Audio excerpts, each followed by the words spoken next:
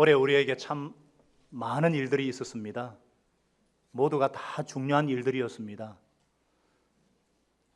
그 가운데 가장 중요한 일은 하나님의 복음을 전파하여서 생명을 구원하고 또 생명이 살아가도록 자라가도록 섬기는 일이었음을 고백합니다. 이 일들을 위해서 우리는 하나님의 말씀을 근원부터 자세히 정확하게 살펴서 전할 수 있기를 원했습니다. 저자 누가의 심정이 우리의 심정이 되고 또 하나님의 마음이 우리의 마음이 되기를 소원했습니다. 여러분, 2012년 2월 12일부터 그 주일부터 누가복음 말씀을 전하기 시작했죠. 중간에 특강들도 있었지만 약 3년 가까이 누가복음 말씀을 전했는데 오늘이 마지막 말씀이 되었네요.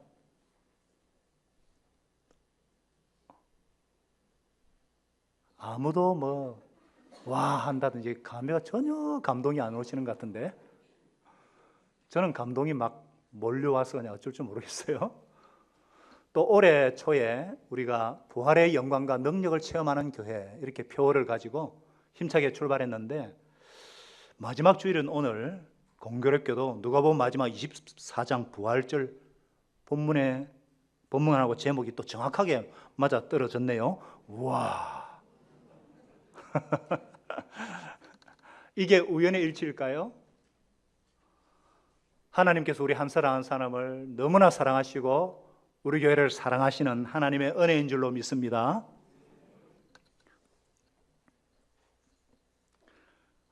지난주에 우리는 정말 황망함과 그 절망으로 고향 엠마오로 낙향하는 두 제자에게 나타나셔서 동행하신 예수님, 또 성경을 풀어주셔서 마침내 그들의 눈이 열려 부활하신 예수님을 만나도록 인내하시면서 섬겨주신 예수님의 사랑을 영접했습니다. 두 제자는 길에서 우리에게 말씀하시고 우리에게 성경을 풀어주실 때에 우리 속에서 마음이 뜨겁지 아니하더냐 하면서 막 그적시 일어나서 막 기쁨이 충만해가지고 예루살렘으로 다시 단숨에 달려갔어요. 그들이 예루살렘에 도착해 보니까 이미 11제자와 다른 제자들이 모여가지고 과연 주님께서 확실히 살아나시고 베드로에게 나타나셨다 이렇게 막 흥분을 하고 있을 때 이 두 사람도 막 질세라 길에서 겪은 일과 예수님께서 떡을 떼실 때에 부활하신 주님을 보게 되었다는 것을 증거했습니다.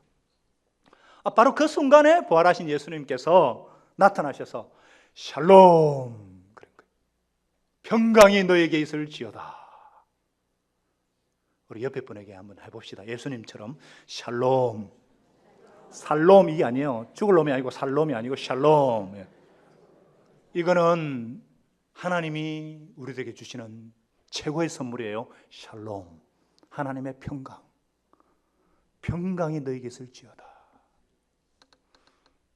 그런데요, 이들은 막 깜짝 놀라고 무서워했습니다. 그리고 그도 그럴 것이 예수님의 처형당하신 후에 예수님을 죽인 그 원수들이 자기들마저 체포해 죽일까 두려워가지고 막 문을 꼭꼭 걸어 잠그고 두두두두 떨고 있었기 때문이에요. 그런데 갑자기 그 잠긴 문으로 예수님이 쑥 하고 들어오시니까 오죽 놀랬겠어요. 유령인 줄 생각했습니다. 예수님은 두려워하고 의심하는 제자들에게 내 몸을 만져보라. 요한복음 20장에서는 의심 많은 도마에게 십자가에 못 박혔던 그 허리, 손목에, 발목에 손가락을 넣어보게도 하셨습니다. 여러분, 부활하신 예수님의 몸은 영이 아닙니다. 유령이 아니에요. 환각 현상도 아니에요. 의사 누가의 예리한 눈으로 볼 때에 살과 뼈가 있는 실제 몸입니다. 그러나 질량과 부피는 있는데 시간과 공간의 제한을 받지 않는 부활의 몸이에요. 영광스러운 몸이에요.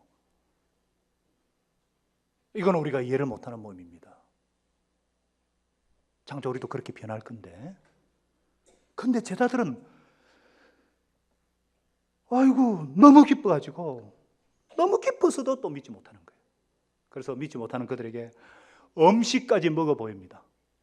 이거를 보면은 천국에서도 우리가 먹기를 좋아하는 분은요 먹을 것이 있어요. 운동하기 좋아하는 분은 운동이 있습니다. 천국은 맨날 예배만 드리고 고리타분하다 천만에요. 3천만에요. 놀랍습니다. 놀라워요.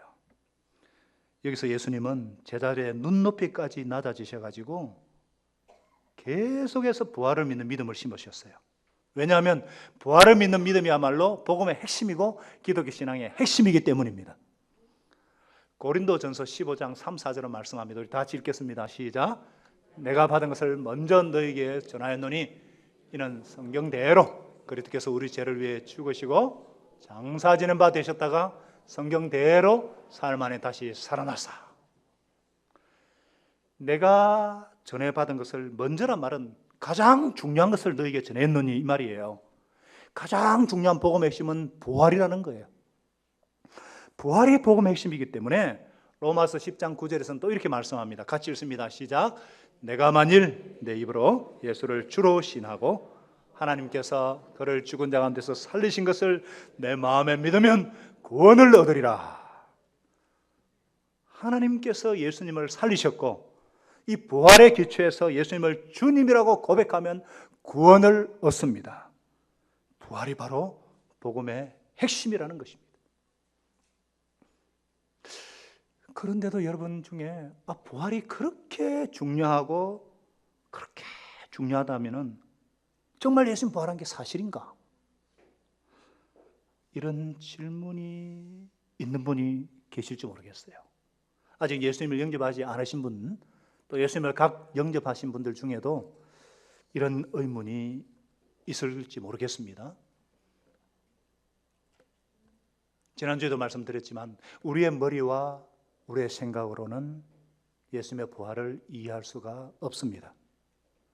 과학으로도 증명할 수가 없어요. 과학은 하나님이 만들어 놓은 자연 세계를 반복해서 관찰하고 그 뒤에 있는 어떤 법칙을 발견하는 거잖아요. 근데 예수님의 부활은 자연 법칙을 초월한 초자연적인 현상이기 때문에 과학으로 증명할 수가 없죠. 그러면은 부활을 덮어놓고 믿어야 되는가? 그것도 아닙니다. 부활은 믿을 만한 분명한 근거가 있고 증거가 있습니다. 그러나 이 증거는 자연과학적인 관점이 아니라 역사과학적인 관점에서의 증명입니다. 올해 한국 영화가 강세를 띄었는데 명랑이라는 영화 다 보셨죠? 안 보신 분 계세요? 명랑. 이순신 장군이 명랑 해협에서 12척으로 133척을 쳐부순 명랑. 안 보셨어요? 명랑, 그죠? 그런데 우리는 이것을 사실로 믿습니다. 우리 정하은 자매님은 이 영화를 보고 영감을 얻어가지고 국악을 작곡 해가지고 국악제에서 대상을 받았잖아요. 상금을 1,000만 원이나.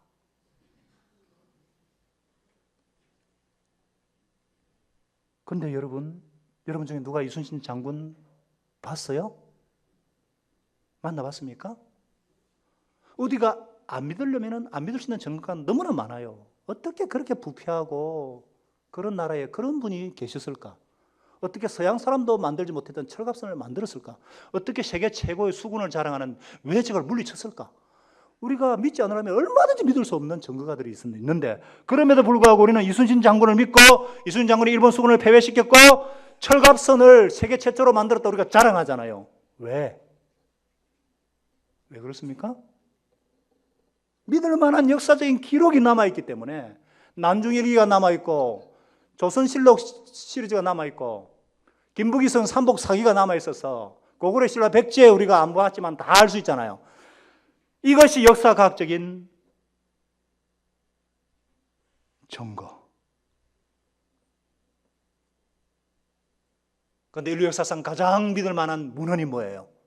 성경 말씀, 하나님 말씀이에요. 제가 시간이 없어서 여기에 대한 정확한 것을 올 초에는 한번 성경이 주는 유익에 대해 설교를 했는데, 여러분, 그래서 예수님은 또 뭐예요? 또 지난주에 그랬지만 또 모세율법과 선지자의 글과 시편에 예수님에 대해 기록한 모든 것을 자세히 가르치기 시작했습니다. 모세율법, 선지자의 글, 시편이란 말은 구약 성경 전부를 말합니다. 신약 성경도요, 신약 성경은 예수님의 얘기죠. 십자가에서 부활하신 얘기인데, 신약 성경 27권의 주제도 예수님인데 구약 성경 39권 주제도 예수님이에요. 예수님 본래 어떤 분이세요? 창세기 1장 1절부터 등장하는 하나님과 성령님과 함께 천지를 창조하신, 말씀으로 창조하신 창조주 하나님이십니다. 그분께서 인간이 범죄할 때마다 하자마자 창세기 3장 15절에 약속된 대로 십자가에 못 박히실 예언된 대로 이게 최초의 복음이거든요. 그리고 4,000년 전에 아브라함, 명랑한 겨우 몇백 년밖에 안 돼요. 4,000년 전에 아브라함을 통해서, 1,000년 전에 다윗을 통해서 예언되어 오셔가지고, 심지어 예수님이 오시긴 700년 전에 이사야 선지자를 통해서 예수님께서 십자가에 고난받으시고 죽는 것은 우리의 죄와 우리의 허물과 우리의 질고와 슬픔을 담당하기 위해서라고 분명히 말씀하고 있고, 시편 22편에는 예수님의 죽으심과 부활에 대해서 구체적으로 예언하고 있어요. 이 말씀대로 예수님은 죽으셨고 부활하셨다는 거예요. 예수님은 제자들에게 구약 성경을 자세히 풀어 설명해 주셨습니다. 뿐만 아니에요. 이미 살아계실 때에, 살아생전에 여러 차례 반복해서 자신의 고난과 버림받음과 죽으심과 부활에 대해서 말씀하셨습니다. 심지어는 변화산상에서 영광스러운 몸으로 변화되신 모습을 보여주시면서 장차 예루살렘에서 죽으실 것을 말씀하신 것, 그것까지도 제자들에게 상기시켜 주셨습니다. 예수님은 말씀대로 죽으시고 말씀대로 부활하신 것입니다. 그들의 마음을 열어서 성경을 깨닫게 하신 후에 그러면서 말씀하셨어요. 46절에서 47절까지 우리 같이 한번 더 읽겠습니다. 시작. 이같이 이르시되 이같이 그리스도가 고난을 받고 제3일에 죽은 자 가운데서 살아날 것과 또 그의 이름으로 제3을 받는 회개가 예루살렘에서 시작하여 모든 족속에게 전파될 것이 기록되었으니. 무슨 말씀이냐면은 이사야 2장 3절과 미가서 4장 2절에 그 예언된 말씀이 예수님의 부활로 성취되었다고 선포하시는 거예요. 예수 그리스도의 이름으로 제3을 받는 사제의 복음, 용서의 복음이 예루살렘으로부터 시작해서 모든 민족, 족속, 방언, 각 나라에 전파될 것을 말씀하십니다. 그리고 바로 너희가 이 모든 일의 증인이니라 이렇게 말씀하십니다.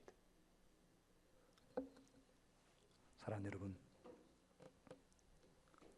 예수님의 부활, 이 예수님의 부활의 복음, 용서의 복음, 사제의 복음으로 인해서 저와 여러분이 누리게 된 영광과 그 은혜가 무엇일까요? 예수님의 부활은 먼저 예수님께서 내 대신 죽으셨다, 내 죄가 용서받았다는 것을 확정해 주는 것입니다. 우리는 예수님께서 내 죄를 위해 죽으셨고 예수님을 나의 주님으로 영접하면 내 죄가 용서받고 하나님의 자녀가 된다 이렇게 믿고 고백을 합니다. 그리고 그렇게 세례를 받았어요 오늘. 그런데 그거 정말 그런지 어떻게 아세요? 여러분 그거 확신할 수 있어요? 그거 어떻게 아세요? 내 죄가 용서받았던 거 어떻게 아세요? 예수님이 부활이 없다면, 예수님이 내 죄를 위해 돌아가시다는 근거가 하나도 없는 거예요. 그런데 예수님께서, 성경은 분명히 제사상 사망이라고 말씀하고 있는데 예수님이 죽으시고 부활하심으로 무엇을 증명했습니까? 예수님은 죄가 없으신 분이고 내 죄를 대신해서 죽으셨음을 증명하는 것입니다. 더불어서 내 죄가 용서되었고 하나님의 자녀가 되었다는 것을 역사 속에서 확정하여 주신 것입니다. 할렐루야.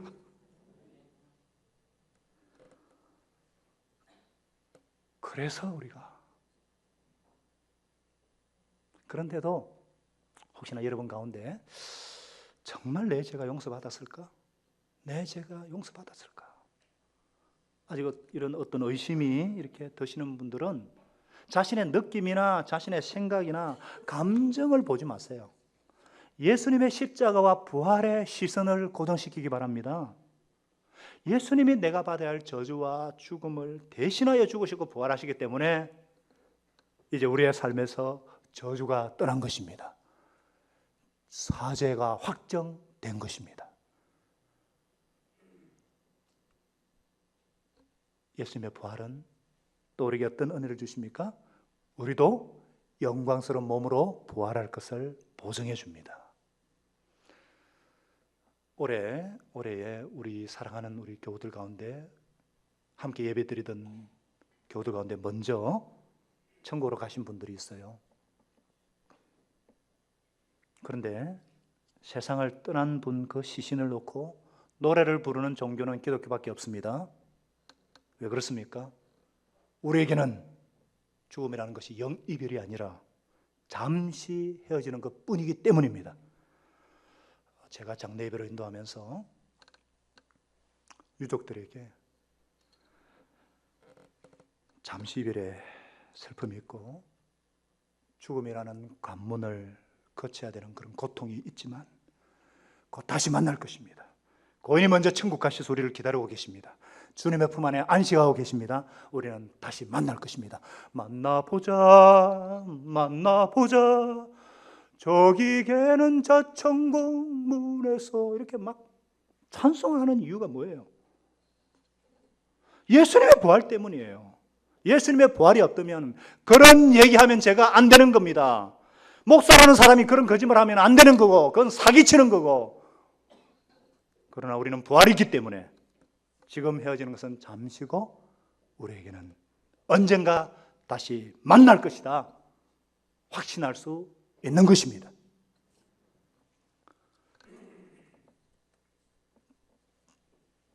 그 부활의 몸은 상상을 못하는 몸이에요.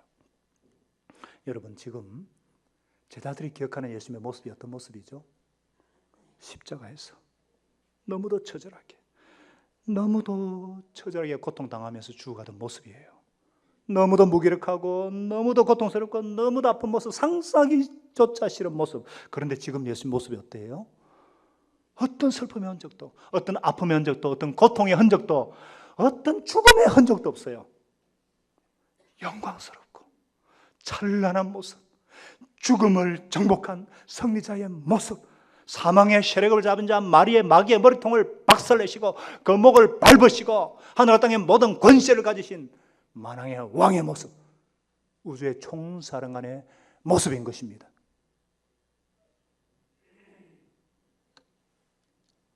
여러분,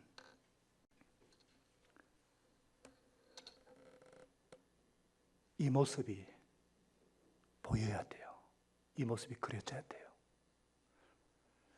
요한계시록 1장에 다 나와 있지만 그 중에 13절에서 13절, 6절 짧게 한번 볼까요? 한번 같이 읽어볼까요? 시작. 촛대 사이에 인자 같은 이가 발에 끌리는 옷을 입고 가슴에 금띠를 띠고 그의 머리와 털의 희기가 양털 같고 눈 같으며 그의 눈은 불꽃 같고 그의 발은 빛난 불무불에 단련한 빛난 주석 같고 그의 음성은 많은 물소리 같고 오른손에 7 별이 있고 입에는 좌우에 날선 검이 나오고 얼굴은 해가 힘있게 비치는 것 같더라. 이게 예수님의 본래의 모습이에요. 영광스러운 하나님의 모습이에요. 이 모습이 그려지세요. 이 모습이 그려지셔야 합니다. 믿음의 눈으로 이 모습을 볼 수 있어야 합니다.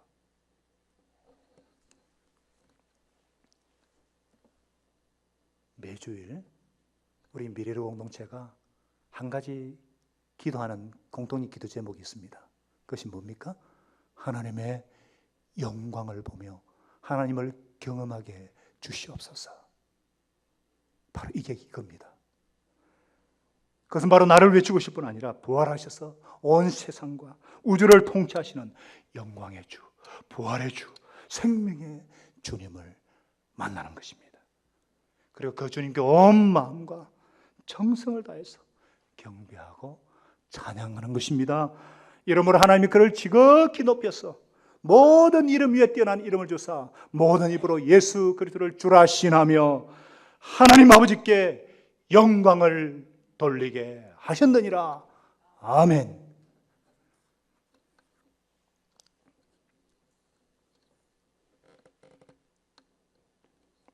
여러분, 우리는요, 이 땅에서는 이것을 잠깐 맛보는 거예요.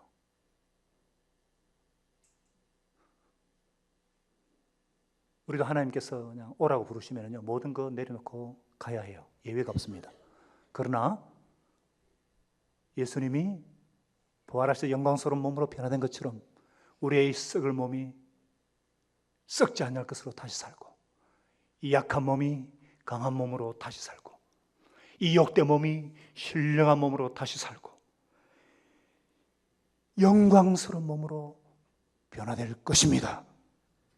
이것이 바로 우리가 궁극적으로 바라봐야 될 부활의 영광입니다.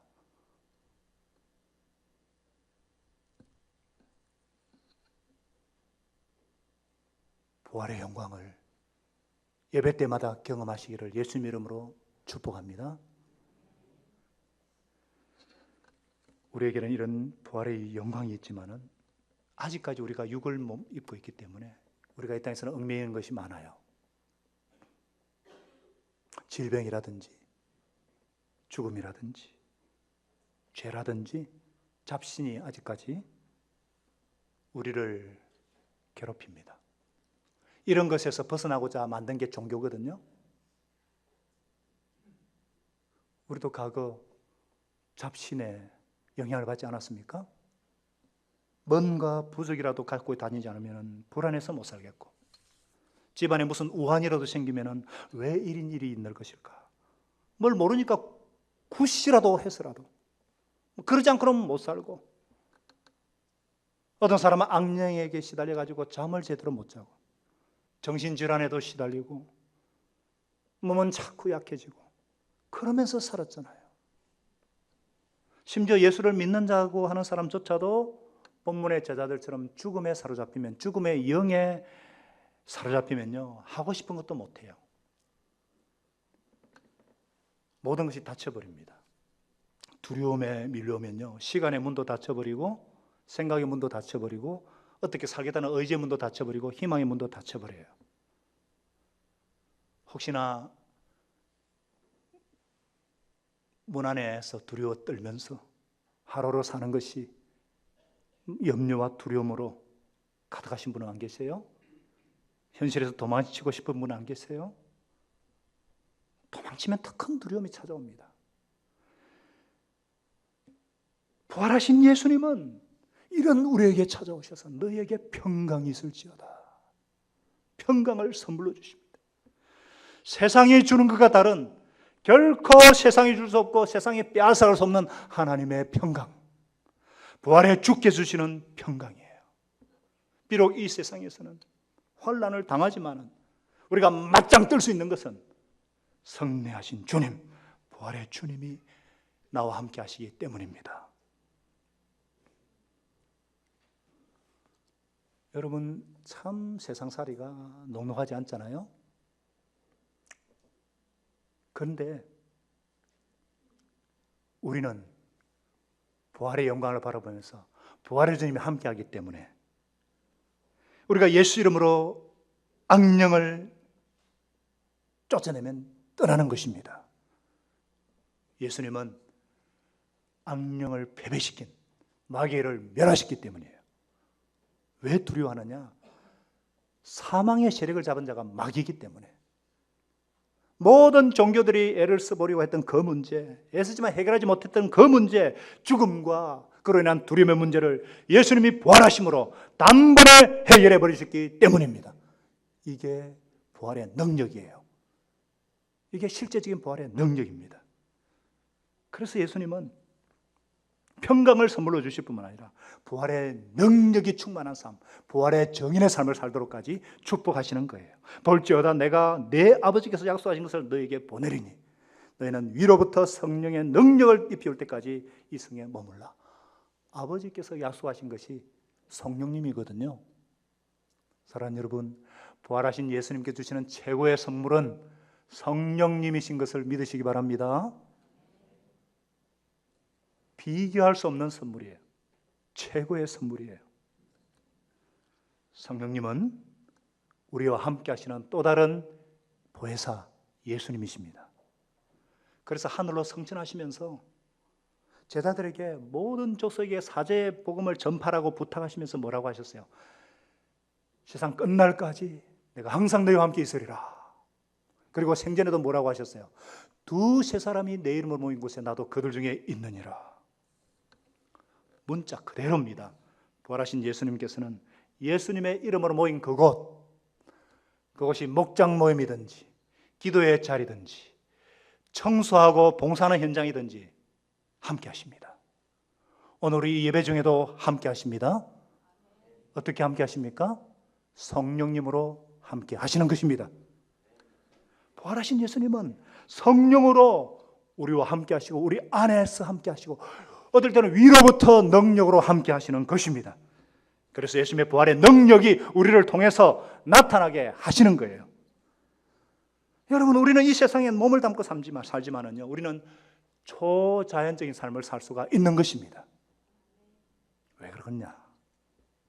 왜 그런가? 오직 성령이 너에게 임하시면 권능을 받는다 했기 때문에. 그리고 예루살렘과 가정과 직장과 생업 현장에서 더 나아가서 사마리아와 온 유대와 땅끝까지를 내 정인이 되리라. 권능 받고 정인되게 하십니다.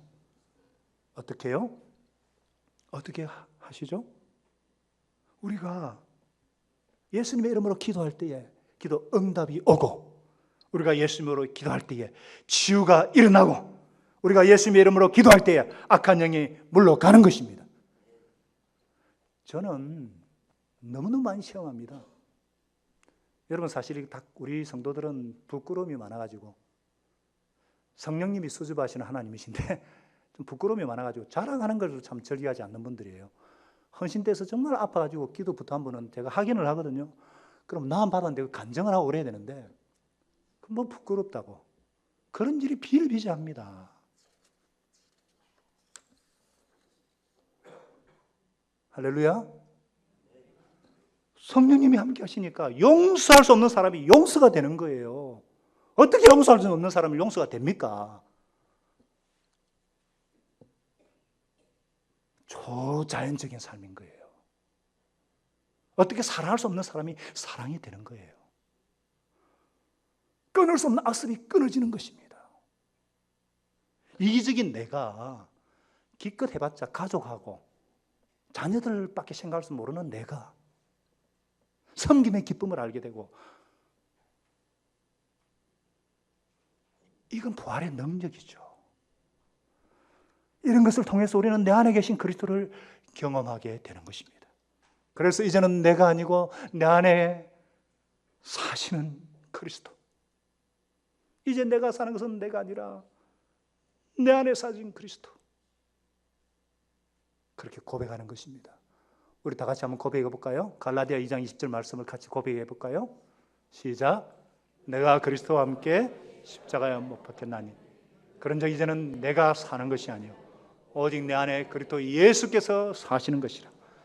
이제는 내가 그리스도와 사는 것은, 육체 가운데 사는 것은, 그 다음 말씀 빨리 치워주셔야지. 뭐라고요? 나를 사랑하사 나를 위해 자기 몸을 버리신 예수 그리스도를 믿는 믿음 안에서 사는 것이라. 내가 사는 것이 아니고 내 안에 예수님이 사신다, 이렇게 고백하는 거예요. 아까 세례받을 때 했죠. 나는 예수 참고 죽고 예수로 사는 사람. 할렐루야. 성령님의 충만한 은혜, 성령 충만은 실패한 자리에 있는 자들에게 주시는 하나님의 은혜의 선물인 줄로 믿으시기 바랍니다. 실패와 좌절, 두려움에 빠져있던 제자들이 완전히 다른 모습으로 변화되었어요. 예수님의 부활과 성천을 통해, 그리고 성령의 은혜로 말미암아 새 힘과 용기를 얻었기 때문이에요.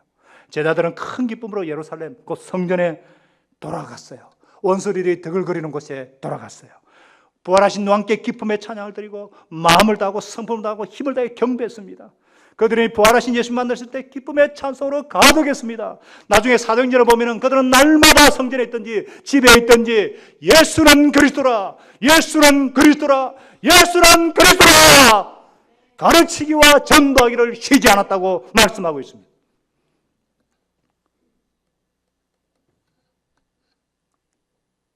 이 예수님은 하늘로 올라가신 그대로 다시 오실 것입니다.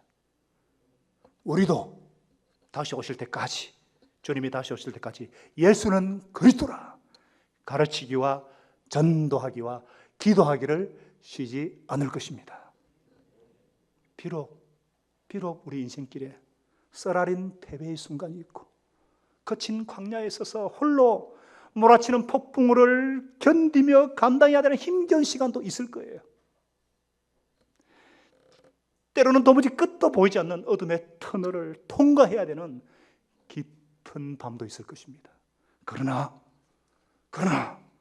예배를 통해서 부활의 주님을 만나는 자마다 결코 포기하지 않습니다. 좌절하지 않습니다. 절망하지 않습니다. 끝까지 버티고 승리합니다.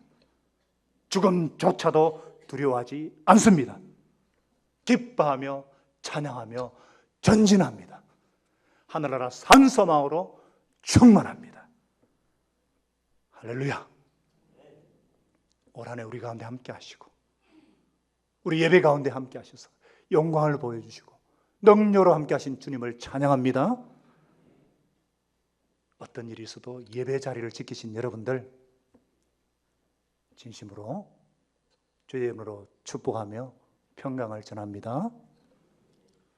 새해에도 어떤 일이 있더라도 예배의 자리, 기도의 자리, 은혜의 자리를 사모하시고 지키시기를 축복합니다.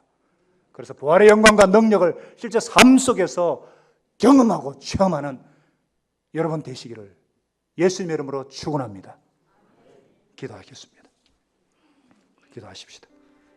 하나님께 찬양하며 감사하며 경배하십시다. 기도하겠습니다.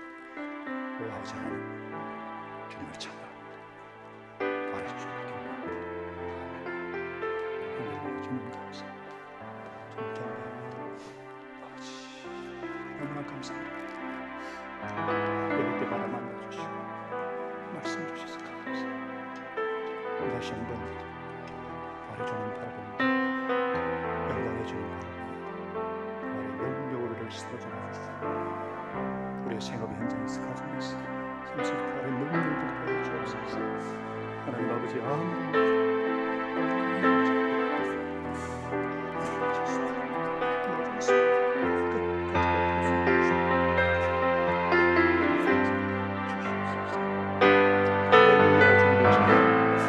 다 같이 일어나셔서 우리 영광의 주님께 우리 기쁨으로 감사 찬송하면서 주님 다시 오실 때까지 이 길을 달려가겠나이다. 기도하겠습니다. 찬송합니다. 주님 다시 오실 때까지 나는 이 길을 가리라.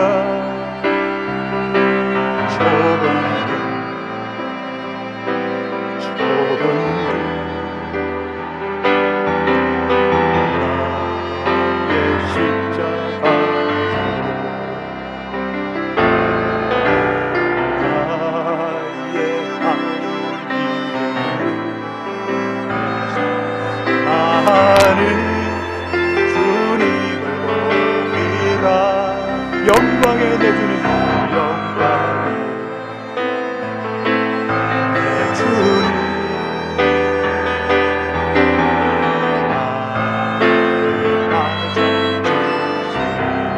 주님 다시 오실, 주님 다시 오실 때까지 나는 일어나 가리라. 주의 영광 온 땅가운데 나는 일어나 노래하리. 우리 오른손을 높이 들고 내 삶은 주님 온 세상 구주시라. 내 삶은 주님 영광의 왕이시라.